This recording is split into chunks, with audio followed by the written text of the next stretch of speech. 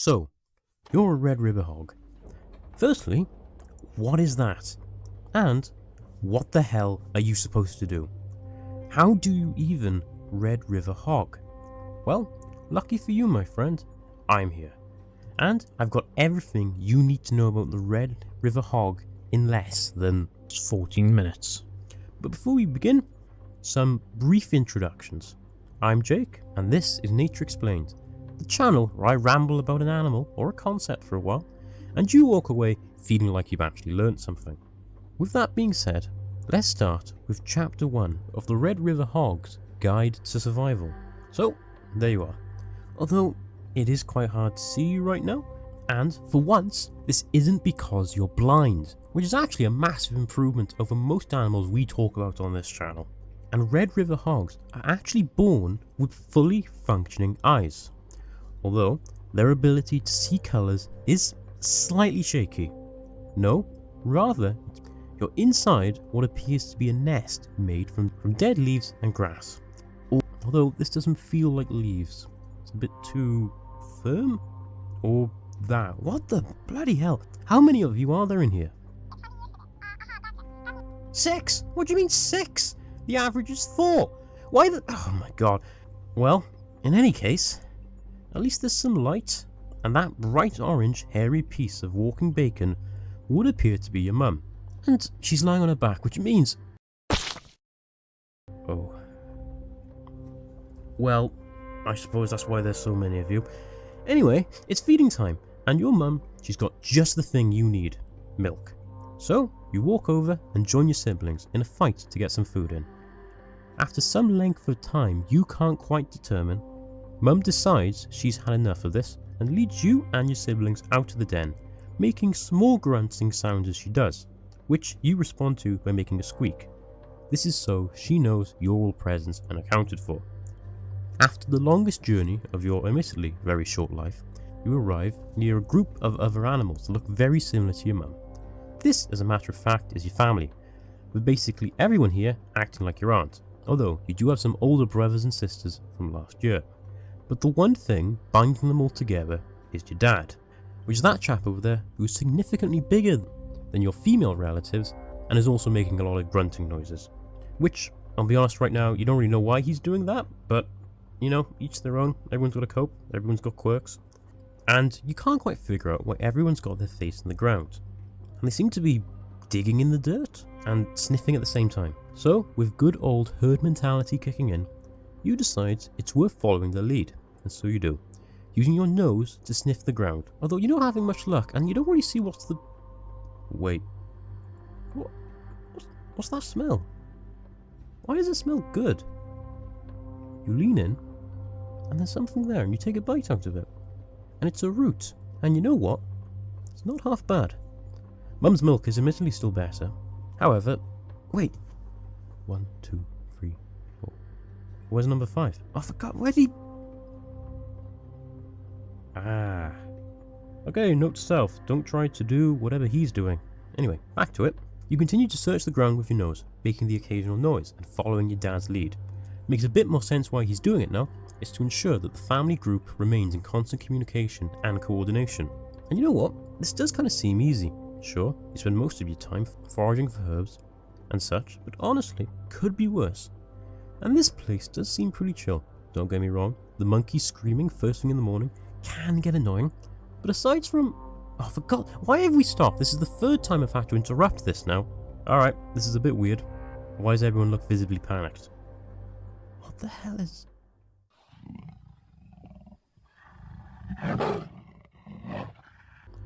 Okay, yep, time to run. Why? No, I'm not... No, you can't go in the... Alright, yep, jump in, go, go, go, go, go. Oh, hey. You haven't sunk like a rock. And you're not half bad at this.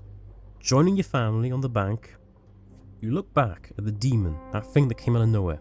And man, it sure is something. Look at those sharp teeth. And my god, it reeks. Wait. Why are we now down to 3? Oh, yeah. He got him. Wait. No, he's actually just playing dead. Oh, wait, no. he's not playing anymore. Following your dad's lead, life returns to basically normality. And you're at the point where mum's weaned you off of milk, so you now have to support yourself. Fortunately for you, you have this pretty useful guide on what to eat and what not to eat. Let's take a look. Well, that's handy. See, as an omnivore, everything is on the menu. But that being said, roots are your preferred food, and so you keep eating and eating and eating and... Wait, what the hell was that? Rewind the tape. My god, dude, you literally just ate a mouse. You didn't even notice. It's kind of messed up. Oh, for the love of God, let's not... Right, let's agree to never talk about that again. Anyway, right now, you're following this pre-made trail. Looks like something's through this way before you. But they did seem to leave a bunch of food behind. So, I guess food is food. And this continues for a good few months until it turns out the family's basically gone and done a full circle. However, this is mostly by accident. And this lines up pretty perfectly with that time of year again, when mum can get pregnant, which means dad has to go and make some room in the group. Fortunately, you're not on the block yet. Mum disappears for a while, and comes back with 4 new additions to the group, which makes you look at yourself. You're definitely not an adult yet, being too small, but your adult colours are starting to come in, and the brown fur is slowly beginning to be replaced with a more orange one. Now, depending on the area you live in, this will either be a darker orange or a lighter orange. There's a few reasons for this, ranging from the fact that where you live, the ground is typically a darker orange colour, and so adopting an orange camouflage allows you to better blend into the environments offered by the Congo. This also has the effect of acting as a form of disruptive camouflage, and this is basically where animals use bold colours to break up their outline, making them harder to spot. Examples of this would be the zebra and leopards, but to be honest, there's a metric butt ton of examples found throughout nature. Anyway, with introductions out of the way, Dad signals it's time to be moving out. So, let's get back to it. Much later. Whoa, what's that there? I mean, look at all that food, dude. Could feed you and your family for probably at least a day. And I mean, it is just kind of lying there. A few moments later. Oh well, would you look at that, you're now all full up. Well, seeing as you have now 5 minutes to enjoy yourself, it's a pretty hot day, so might as well go to the spa to relax. And this is quite a common thing for red river hogs to do. Cools them off during the warmer periods of the year. Nonetheless, time presses on, and you're now around 3 years old, and basically an adult. And Dad's starting to look at you pretty suspiciously, it must be said. Which isn't great, and to be honest, he is pushing you around a lot more. Finally, you get the hint, and know it's time for you to head out into the world and start your own family. So, saying goodbye to the people who raised you for the last 3 years, you set out into the world, navigating vast and dense forests by yourself. Which honestly, that's not amazing. You don't mind it too much. And I mean, hey, it's more food for you. What the Gee, I tell you what the hell is that? It's massive. Well, at least compared to you. Well, there's no point trying to fight, so let's just keep our distance. And, I mean, hey, look at that. I suppose there are some benefits to avoiding conflict.